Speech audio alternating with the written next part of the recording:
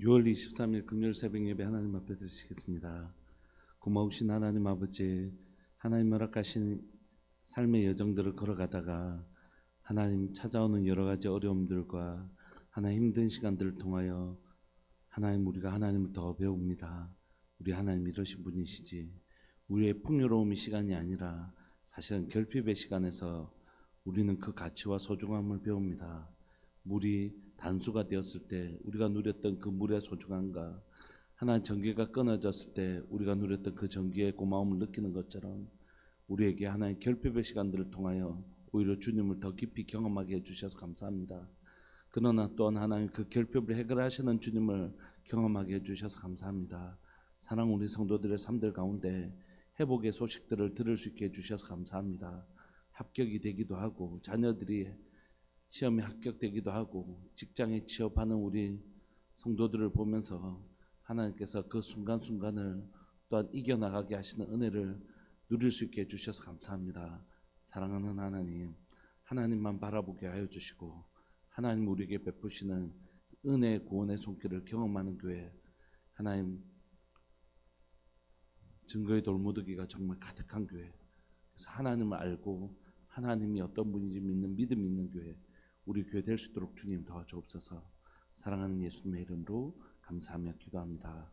아멘. 우리 찬송가 285장 함께 찬양 들으시겠습니다. 찬송가 285장입니다.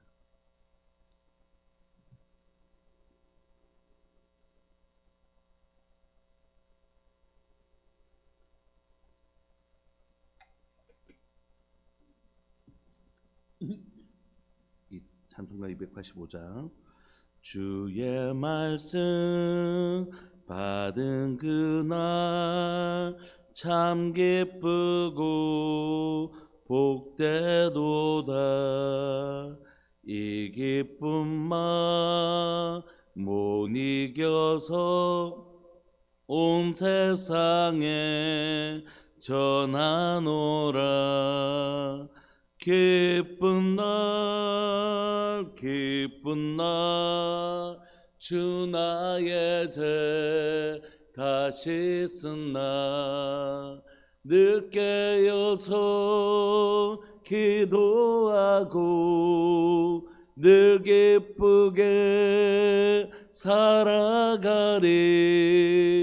기쁜 날 기쁜 날 주 나의 죄 다시 쓴 날 이 좋은 날 내 천한 몸 새 사람이 되었으니 이 몸과 맘 다 바쳐서 영광의 주를 섬기리. 기쁜 날 기쁜 날 주 나의 죄 다시 쓴 날 늘 깨어서 기도하고 늘 기쁘게 살아가리. 기쁜 날 기쁜 날 주 나의 죄 다시 쓴 날 새 사람 된 그날부터 평안함만 늘 있어서 이 복된 말 전하느니 나의 본분 삼았도다. 기쁜 날 기쁜 날 주 나의 죄 다시 쓴 날 늘 깨어서 기도하고 늘 기쁘게 살아가리. 기쁜 날 기쁜 날 주 나의 죄 다시 쓴 날. 아멘.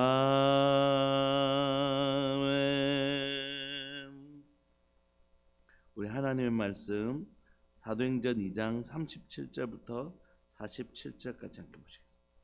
사도행전 2장 37절부터 47절까지입니다. 사도행전 2장 37절부터 47절까지 우리 한 목소리를 읽으실까요? 시작. 그들이 이 말을 듣고 마음에 찔려 베드로와 다른 사도들에게 물어 이르되 형제들아 우리가 어찌할꼬 하거늘 베드로가 이르되 너희가 회개하여 각각 예수 그리스도의 이름으로 세례를 받고 제사함을 받으라. 그리하면 성령의 선물을 받으리니 이 약속은 너희와 너희 자녀와 모든 먼데 사람 곧 주 우리 하나님이 얼마든지 부르시는 자들에게 하신 것이라 하고 또 여러 말로 확정하여 권하여 이르되 너희가 이 패역한 세대에서 구원을 받으라 하니 그 말을 들은 사람들은 세례를 받음에 이날에 신도의 수가 3,000이나 더하더라. 그들이 사도의 가르침을 받아 서로 교제하고 떡을 떼며 오로지 기도하기를 힘쓰니라. 사람마다 두려워하는데 사도들로 말미암아 기사와 표적이 많이 나타나니 믿는 사람이 다 함께 있어 모든 물건을 서로 통용하고 또 재산과 소유를 팔아 각 사람의 필요를 따라 나눠주며 날마다 마음을 같이하여 성전에 모이기를 힘쓰고 집에서 떡을 떼며 기쁨과 순전한 마음으로 음식을 먹고 하나님을 찬미하며 또 온 백성에게 칭송을 받으니 주께서 구원받는 사람을 날마다 더하게 하시니라. 아멘. 우리는 지금 사도행전을 살펴보고 있고 사도행전의 복음의 확장의 역사를 살펴보고 있습니다. 예루살렘과 온 유대와 사마리아와 땅끝까지 이르는 복음의 확장을 우리가 보고 있는데 특별히 우리가 지금 읽고 있는 이 부분은 아직 예루살렘에서 복음이 전해지는 성령이 임하시고 베드로가 첫 번째 했던 설교 가운데 우리를 살펴보고 있습니다. 베드로가 예수님이 어떠신 분이고 예수님의 십자가 사건이 무엇인지 전하자 그들에게 무슨 변화가 일어났냐면 그들이 이 말을 듣고 마음에 찔리기 시작한 것이에요. 여러분 누가 그리스도인입니까? 어떤 사람이 그리스도인이 되는 것입니까? 복음을 전했는데 말씀을 전했는데 내가 죄인입니다. 이런 사람이 그리스도인이 되는 것입니까? 난 죄 안 짓다. 내만큼만 해라. 이렇게 말하는 사람이 구원을 받고 예수님을 영접하는 것입니다. 그러니까 그리스도인이 되는 특징은 뭐라고요? 마음의 찔림을 받는 거예요. 내가 깨달음이 오는 거예요. 내가 진짜 죄인이구나 이렇게 말하는 사람. 내가 자신이 죄인인 것을 깨닫는 사람이 누가 되냐면 그리스도인이 되는 것입니다. 그러므로 여러분 이거는 예수님 믿을 때만 그런 것입니까? 아니요. 사도 바울의 그 마지막 순간까지 뭐라고 고백합니까? 나는 죄인 중에 괴수라. 그러므로 여러분 우리가 복음을 전할 때 저 말씀 내하고 상관없어. 나는 뭐 내만큼만 여기 살아라고 해. 예수님을 믿고 난 이후에요. 내만큼 내가 11조도 하고 기도도 하고 뭐도 다 하는데 뭐 내만큼만 해라고 해. 이건 뭐가 안 들어간 것이라고요? 말씀이 안 들어간 증거입니다. 오히려 말씀이 그분에게 임했다는 것은 뭐냐면 빛으로 그분에게 임했다는 것은 여러분 우리 중에 주님의 빛 앞에서 흠도 티도 없이 완전한 사람이 있습니까? 없죠. 주님이 우리를 그렇게 만들어 가실 것이긴 하지만 지금 우리는 다 연약하고 부족한 사람들이란 말이에요. 그래서 우리에게 구원이라는 건 예수님 믿는 순간만 구원이 아니고 그건 칭이라고 하고요. 예수님을 믿는 순간에 구원이 일어나기는 하지만 구원은 또한 두 단계가 있죠. 성화라는 과정이 있지 않습니까? 그러므로 주님은 우리가 예수님을 믿을 때 내가 정말 죄인인 것을 깨닫고 정말 나 예수님 믿고 정말 죄사함 받고 내가 정말 이제 예수님을 영접해야 되겠다라는 것도 있지만 예수님 믿은 후에도 어떻게 해요? 끊임없이 자신의 연약함을 발견하고 주님 나를 도우소서. 내가 정말 주님 닮아가는 사람 되기를 원합니다. 이런 과정이 있잖아요. 그래서 구원이라는 건 예수님 믿는 순간에만 있는 게 아니거든요. 그러면 우리 가운데 마음의 찔림이 일어나는 일은 우리의 삶의 방향을 완전히 터는 일은 이런 회심은 예수님을 믿는 순간에 일어날지 모르지만 계속해서 예수님 앞에서 그 진리의 빛 앞에서 자신을 조명하고 자신의 연약함을 발견하고 만져져가고 점점 예수님 닮은 형상으로 조금씩 이렇게 닮아져 가는 과정이 우리에게 필요한 것이죠. 그때마다 우리는 무엇을 발견하게 되냐면 우리의 연약함을 발견하게 됩니다. 신학교 다닐 때 이제 저희가 기독교 상담이라는 과목을 배우거든요. 그때 그 교수님께서 이렇게 하나님의 나라를 이렇게 정의하시더라고요. 우리 안에 있는 상처들이 만져져 가는 과정이 하나님 나라가 이루어져 가는 과정이다. 개인적 차원에서. 그 사람에게 죄로 인한 것이든지 어떤 일로 인한 것이든지 상처와 흠집이 있는데 그것이 예수님께서 보여주시고 치료해 주시고 만져져 가서 마지막에는 어떻게 해요? 아름다운 보석처럼 만들어 가시는 거죠. 그게 바로 하나님의 나라다 이렇게 정의 내리시는데 참 탁월한 정의라고 생각합니다. 그러니까 우리 속에서 죄를 해결하시고 우리 가운데 잘못된 모난 성품들을 만져 가시는 그 모든 과정들이 하나님의 나라가 이루어져 가는 과정이고 내가 구원받는 과정이죠. 그러므로 여러분, 내가 지금 하나님 앞에 있는 확실한 증거는 뭐냐면 내 삶에 하나님의 찔림을 경험하는 삶이 있는가 없는가 그것이라. 그래서 자신을 점검해 보시면 됩니다. 저도 저 자신을 이 기준으로 점검하죠. 우리가 점검해 보면 돼요. 나는 말씀을 들을 때 그들이 이 말을 듣고 마음에 찔림이 있는가? 진짜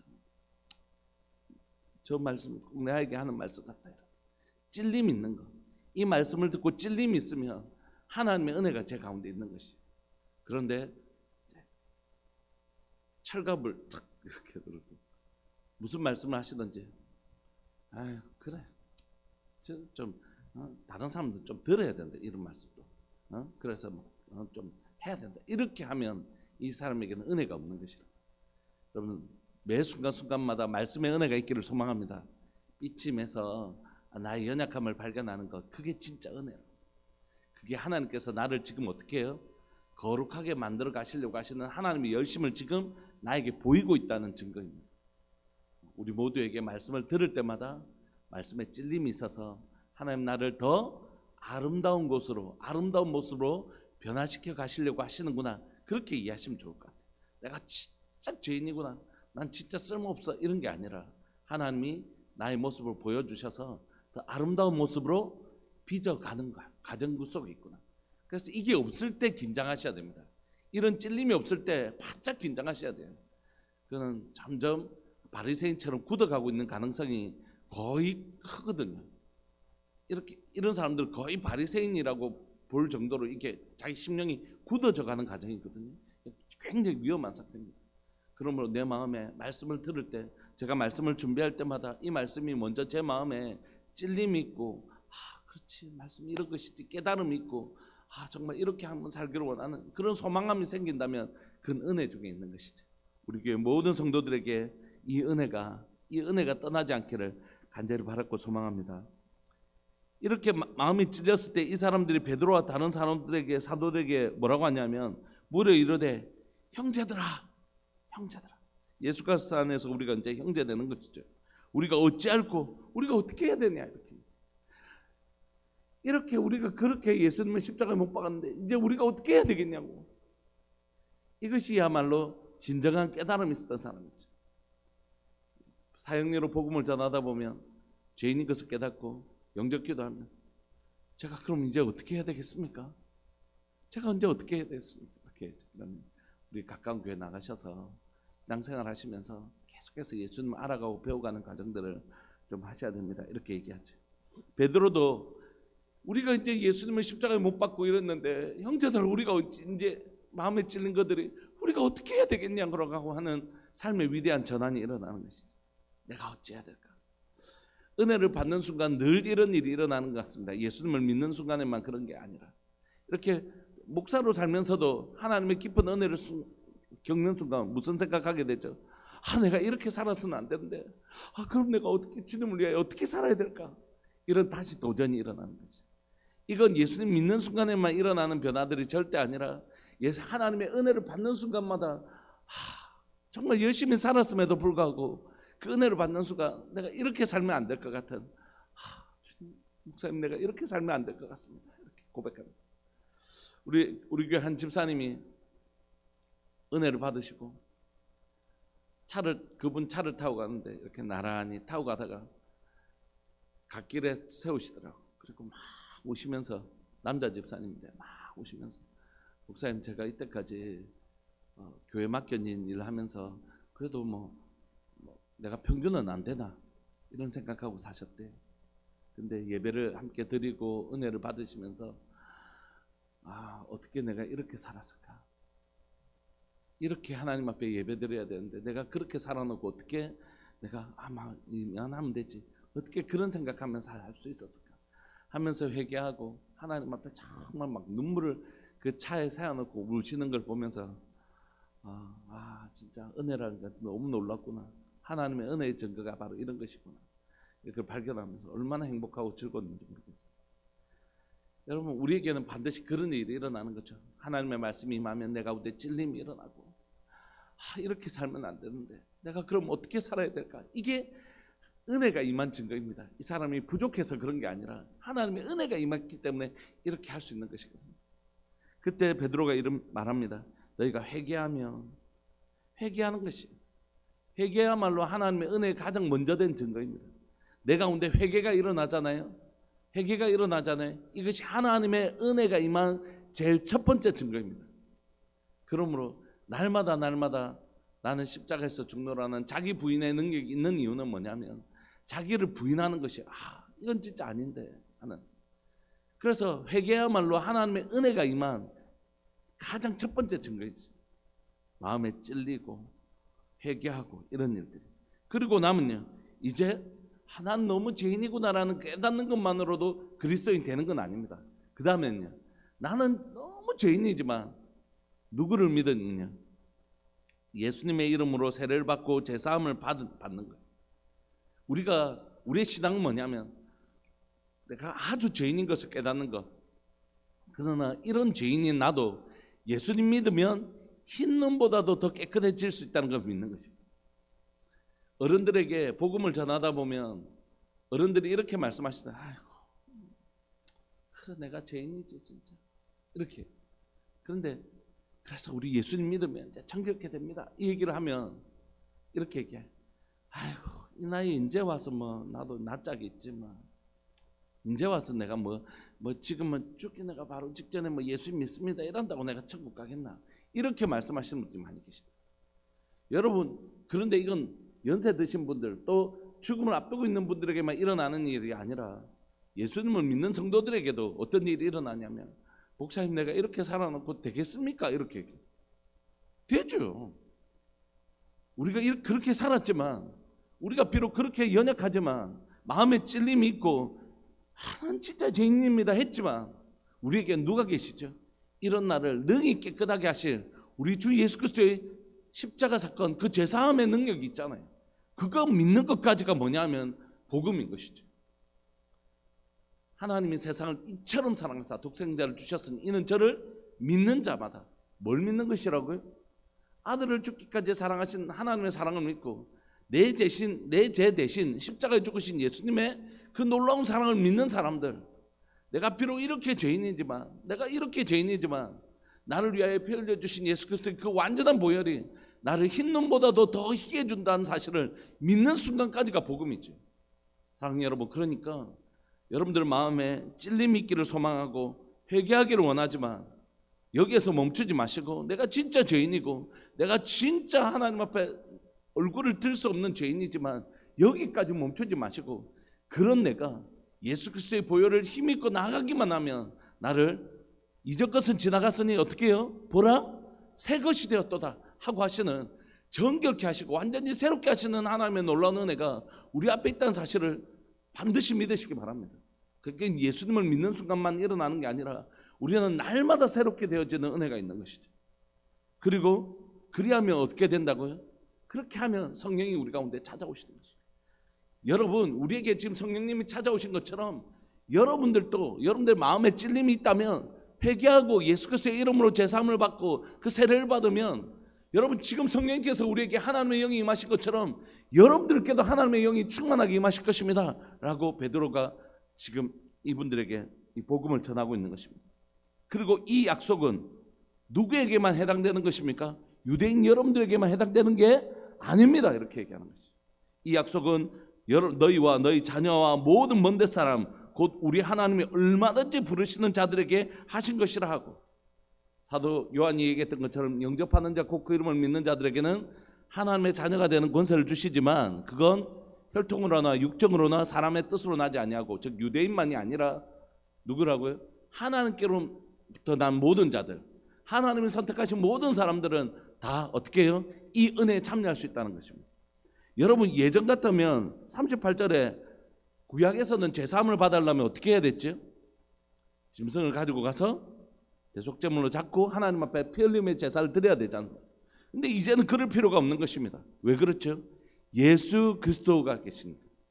예수 그리스도가 우리의 죄를 대신해서 단번에 주신 대속제물이 되어 주셨고 우리의 대제사장이 되어 주셨잖아요.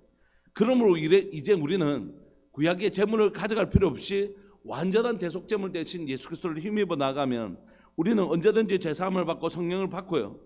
그리고 이 놀라운 사건은 유대인뿐만이 아니라 모든 사람들에게, 하나님께서 얼마든지 부르신 모든 사람들에게 허락된 일이라는 것입니다. 이게 복음이죠. 누구에게만 제한되어지지 아니하는 모든 사람들에게.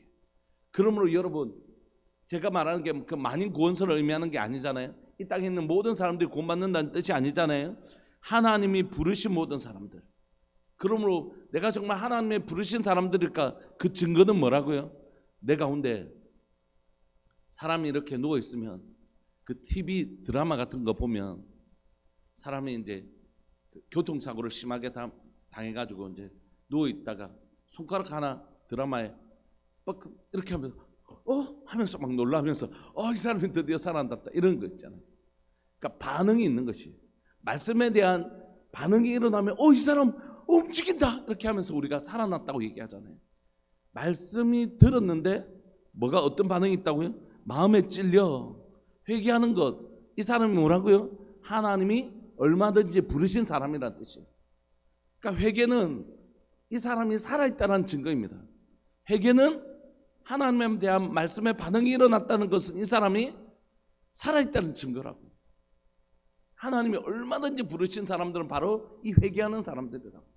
그때 모든 사람들이 뭐 하기만 하면요, 그러면 회개하기만 하면 이 사람이 어떻게 해요? 죄사함, 예수 그리스도의 이름으로 죄사함을 받고 세례를 받고 성령을 받을 수 있다는 것입니다. 여러분, 우리 안에 끊임없는 죄사함, 회개와 죄사함이 일어나기를 소망합니다. 뿐만 아니라 우리가 복음 전할 때마다 그 영혼이 맞습니다. 제가 죄인입니다. 진짜 죄인입니다. 제가 어떻게 해야 되겠습니까? 이렇게 반응하는 생명의 역사가 복음을 전할 때마다 우리 가운데 일어나게 되기를 간절히 바랐고 소망합니다. 그래서 오히려 예수님을 믿지 않는 사람들에게는 이런 증거가 일어나는데 교회 안에 복음을 전하는데도 이런 반응이 일어나지 않을 때가 있거든요. 진짜 무섭고도 슬픈 일이죠. 우리 안에 예수님을 우리가 복음을 전할 때 이런 놀라운 생명의 반응이 있기를 소망할 뿐만이 아니라 우리 안에서, 내 안에서 말씀을 들을 때마다 말씀에 대한 생명의 반응이 내 가운데 일어나기를 소망합니다. 내가 어떻게 할까? 내가 어떻게 해야 될까? 내 남은 삶을 어떻게 하나님 앞에 드려야 될까? 이런 거룩한 반응이 일어나는 것이죠. 이게 바로 살아있다는 증거입니다. 그리고 이 약속은 모든 사람들에게 주어주신 것이죠. 40절, 또 여러 말로 확정하여 권하여 이르되 너희가 이 패역한 세대에서 구원을 받으라. 그 말을 받은 사람들은 어떻게 해요? 세례를 받기 시작합니다. 저희가 그렇게 하겠습니다라고 나아가기 시작합니다. 이날에 신도의 수가 3,000이나 더하더라. 그들이 사도의 가르침을 받아 이제 어떻게 됐냐면 이 복음을 받아, 사도들의 가르침이라는 게 복음이잖아요. 복음을 받아 어떻게 됐냐면 이 공동체 안으로 들어옵니다. 이 공동체가 어디죠? 교회이죠. 그들에게 사도의 가르침을 받아 서로 교제하고 이제 떡을 떼며 오로지 기도하기를 힘쓰는 것입니다. 어제 이제 어떤 우리 권사님 한 분을 뵙고 이제 이야기를 하면서 신앙생활을 오래 하다 보니까 하나님과의 예배가 중요하고 또 성도들과의 교제가 너무 중요하다. 그게 하나님과의 예배만큼이나 성도들과의 은혜의 나눔의 시간이 너무 중요하다는 걸 본인이 너무 자주 깨닫는다 이런 얘기를 하시길래 그럼요. 권사님, 하나님과의 교제가 수직적 예배라면 성도들과의 나눔은 그냥 2부에서 그냥 뭐 친교 이런 게 아니라 그것이 예배입니다. 하나님과의 예배, 성도들과의 예배. 그래서 십자가가 완성되는 것이. 여러분, 사도행전에 보면 우리가 닮아가기를 원하는 사도행전의 교회가 그런 교회죠. 하나님 앞에 예배하고 은혜를 힘입어 은혜를 받은 사람들이 함께 떡을 떼며 교제하는 것. 떡을 뗀다는 것은 바로 우리가 예수 그리스도로 한 형제 됐다는 것을 확인하는 것이죠. 그리고 떡을 떼면서 오로지 기도에 힘쓰는 것입니다. 사도들의 가르침, 기도가 수직적 예배라면 교제와 떡을 떼는 건 수평적 예배지 않습니까? 여기 함께 있는 것이 사도행전의 교회 모습입니다. 그런데 이런 사도들이 하나님 앞에서 서고 서로를 사랑하는 일들을 하자 사람들이 두려워하기 시작합니다. 왜냐하면 이렇게 하나님의 말씀대로 기도하기에 힘쓰고 떡을 떼며 교제하니까 이들을 통해서 뭐가 나타나기 시작했냐면 하나님의 역사가 나타나기 시작한 것이 기사와 표적이 많이 나타나니, 그래서 사람들이 자신들에게 없는 돈을 자랑하면 우리도 돈은 너희들만큼 있어 이렇게 얘기할 텐데, 세상 지식을 자랑하면 너희들보다 더 똑똑한 여기 철학자들이 얼마든지 있어 이렇게 얘기할 텐데, 자신들에게 없는 놀라운 일들이 일어나더라는 것이. 은과 금 막 얘기하면 우리도 은과 금 너희들만큼 있어 이렇게 얘기할 텐데, 은과 금은 내게 없거니와 내게 있는 것으로 내게 주노니 나사렛 예수 그리스도. 나사렛 예수 그리스도의 이름은 저들에게는 있는데, 예수님을 믿는 사람들에게 있는데 예수님을 믿지 않는 세상에는 없잖아요. 근데 그 이름으로 기도했더니 기사와 표적이 일어나기 시작하더라는 것이. 그러니까 그 사람들이 저 사람들 저 뭐지? 저 뭐야? 왜 우리가 없는 것이 저들에게 있지? 하고 그들에게 놀라기 시작하는 것입니다. 이때 놀라다라는 건 아시는 것처럼 경외함이죠. 무서워 이런 게 아니라 와, 저 사람들 도대체 어떤 사람, 뭐 하는 사람들이지 저 사람들은 하면서 놀라기 시작하는 것입니다. 그리고 이 믿는 사람들이 또한 세상에 없는 것들을 가지고 있는데, 그것은 뭐냐면 믿는 사람들이 다 함께 있어 모든 물건을 서로 통용하고 또 재산과 소유를 팔아 각 사람의 필요를 따라 나눠주며 마음을 같이하여 성전에 모이기를 힘쓰고 집에서 떡을 떼며 기쁨과 순전한 마음으로 음식을 먹고 하나님을 찬미하며 또 온 백성에게 칭송을 받으니 주께서 구원받는 사람을 날마다 더하게 하시니라. 여러분 읽으시면서 계속해서 두 가지가 함께 교차하는 걸 느끼시죠? 하나님 앞에 예배하고 성도들과 교제하고 떡을 떼고 기도하고 하나님 찬송하면서 마음을 같이 나누고 이런 일들이 함께 있는 거예요. 이게 어울림이 있는 게 뭐냐면 진정한 예배입니다. 그러니까 우리가 주일날 와서 우리 성도들과 다 같이 하나님 앞에 예배하고 나서 식사하면서 성도들과 교제 나누는 게 얼마나 중요한지 모릅니다. 그래서 목장 예배 안에서 우리가 은혜의 나눔이 일어나는 거, 그 목장님들은 그래서 계속해서 그 목장 안에서 은혜의 나눔이 계속해서 일어나도록 그 교제 안에 여러분 막 예배 은혜 받아도 집에 혼자 가버리면 이분이 계속해서 이 은혜의 흐름에 이렇게 유지하기가 어려워요. 그래서 조금 힘드시더라도 반드시 하나님과 예배, 난 예배 드렸다 이렇게 얘기하시면 안 되고, 이것을 어떻게 해요? 목장 안에서 서로 나눔을 통해서 예배가 완성되는 것입니다. 그런데 이 공동체 안에 있었던 중요한 특징은 하나는 하나님과의 예배를 통하여 뭐가 있었다고요? 표적과 기사가 일어나요. 하나님과 깊은 교제를 통하여 하늘의 능력과 기적이 일어났단 말이에요. 근데 두 번째는요, 형제들과의 깊은 교제를 통하여 뭐가 일어났다고요? 사랑의 나눔이 일어나는 거죠. 그래서 이 두 가지가 항상 같이 있어야 돼요. 그래서 재산과 소유를 팔아 각 사람을 나눠주는데 날마다 마음을 같이 하고 떡을 떼고 순전한 마음으로 음식 먹고 이렇게 서로 나눔이 일어나는 것이. 그러니까 단순히 여러분 형제님 자매님 이렇게 입술로 끝난 게 아니라 진짜 자신의 소유를 내어놓아서 서로 나누기 시작했다는 것이. 그러니까 이제 세상 사람들은 저 사람들은 뭐였지? 우리는 남을 속여서라도 남의 것을 빼앗는 사람들이었는데 저 사람들은 자신의 것까지 그냥 나눠주네. 그냥 말로만 형제 자매라고 하는 것이 아니라 삶에 진짜 서로를 사랑하고 아끼는 놀라운 사랑이 그들에게 있더라는 것이. 수요일인가 어떤 집사님 한 분이 저를 목사님 잠시 뵐 일이 있습니다라고 저에게 찾아오셨어요. 그래서 예 집사님 힘든 부탁이 있는데 하나 좀 들어주세요. 그래서 힘든 부탁 제가 최선을 다해서 도와드리겠습니다. 이랬더니 봉투를 하나 저한테 주시면서 이거 힘든 우리 누구 어떤 지체에게 좀 전달해 줬으면 좋겠습니다. 그래서 저한테 딱 주고 가시는데 너무 고마운 거예요. 그분이라고 어디 쓸 데가 없겠습니까? 다 쓸 데가 있죠. 그런데 벌써 몇 번째 저한테 주시는 것이거든요. 그래서 주셔서 제가 잘 전달하겠습니다. 전달했더니 그분은 한사코 안 받으시려고 하죠. 그런데 진짜 제가 드리는 거 아니고 제가 진짜 전달해서 드리는 거라고. 그렇게 하고 이제 신방 갔다가 또 우리 김서은 집사님 병원에 입원하셨다가 퇴원하셔갖고 전화하고 좀 가보려고 했더니 지금 너무 피곤해서 안 되겠다고 그래서 주일날 그러니까 드릴게요 이렇게 하고 말하는데, 그런 순간에 우리가 느끼는 거죠. 우리가 점점 가족이 되어서 갑니다. 우리의 소유를 팔아 나누기 시작하는 삶을 살아내는 것입니다. 여러분, 사랑하는 우리 교회가 그런 교회 되기를 소망합니다.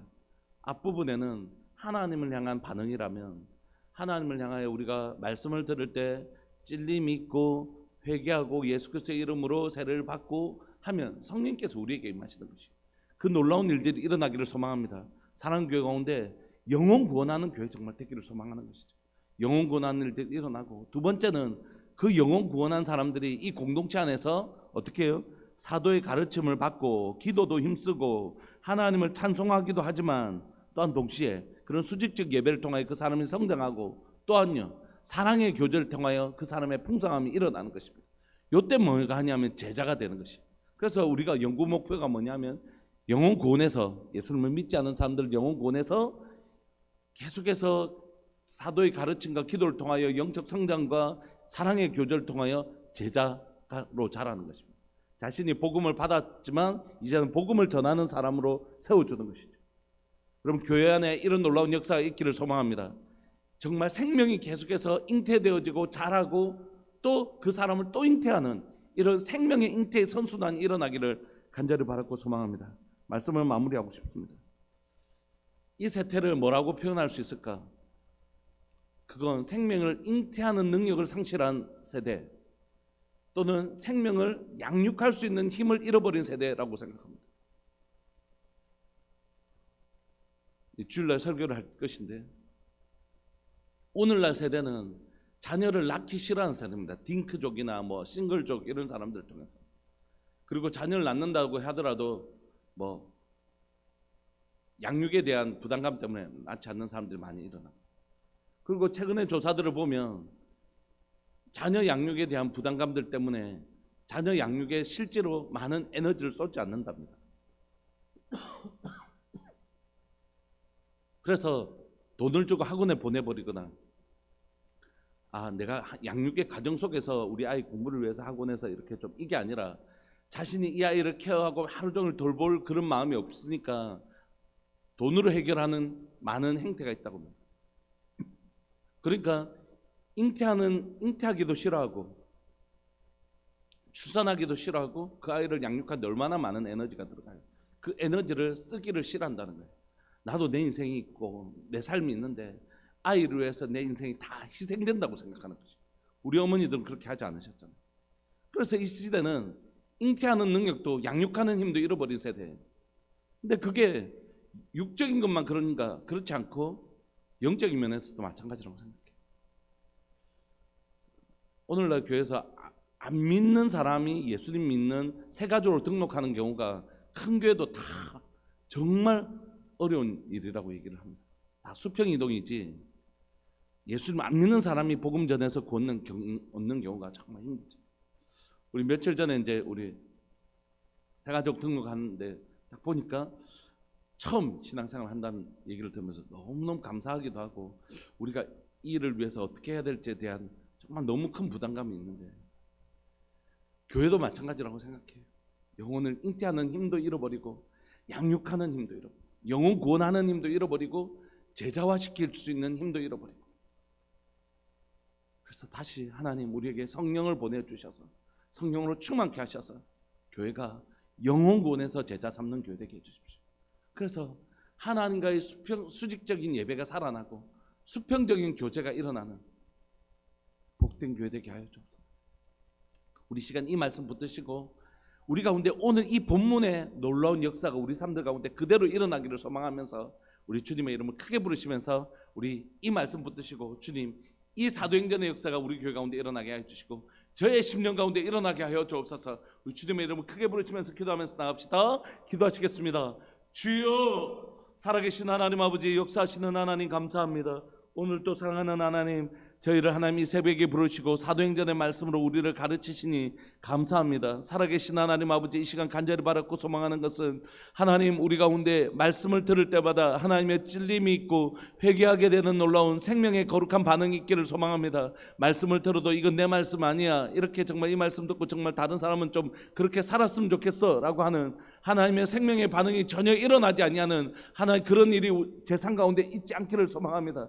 이 말씀은 성도들이 들어야 될 말씀이고 목회자인 나는 하나님 이 말씀에 해당이 되지 않는 것처럼 구는 하나님 오만한 태도가 제 가운데 완전히 벗어지게 하여 주시고 없어지게 하여 주시고, 하나님 이 말씀이 바로 제게 필요한 말씀인 줄 깨달아 알게 하여 주시고, 이 말씀이 정말 제게 필요한 하나님의 제게 찔림이 되어야 되는 하나님 제게 정말 생명과 같이 필요한 말씀인 것을 주님 제가 알게 하여 주시고 이 말씀을 받아들이게 하여 주옵소서.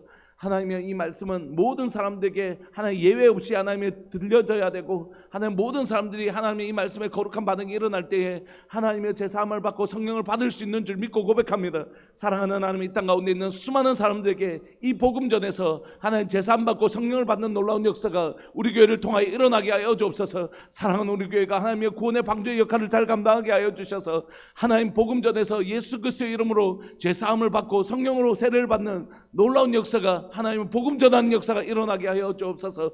영혼 구원하여 제자 삼는 놀라운 역사 일어나게 하시되, 사랑교회가 하나님과의 수직적 예배뿐만이 아니라 성도들과 깊은 사랑의 교제가 있는 수평적 나눔이 있는 수평적 예배가 있는 복된 교회 되게 하여 주셔서 하나님과의 예배와 성도들과의 친밀한 교제가 살아있는 교회, 세상에 없는 기사와 표적이 있을 뿐만이 아니라 세상에 없는 놀라운 사랑이 자신의 소유를 팔아 나눠주는 놀라운 사랑이 있는 교회, 바로 그 교회가 우리 교회 될 수 있도록 주님 도와주옵소서.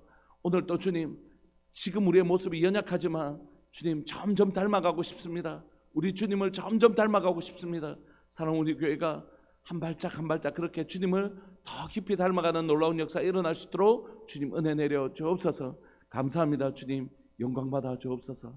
사랑하는 예수님의 이름으로 감사하며 기도합니다. 아멘. 오늘도 여러분들 기도 가운데 사랑교회를 위해서 기도해 주시고, 사랑 우리 교회가 이렇게 주님이 기뻐하시는 아름다운 공동체로 자라갈 수 있도록 그렇게 기도해 주십시오. 함께 기도하면서 나갑시다. 기도하시겠습니다.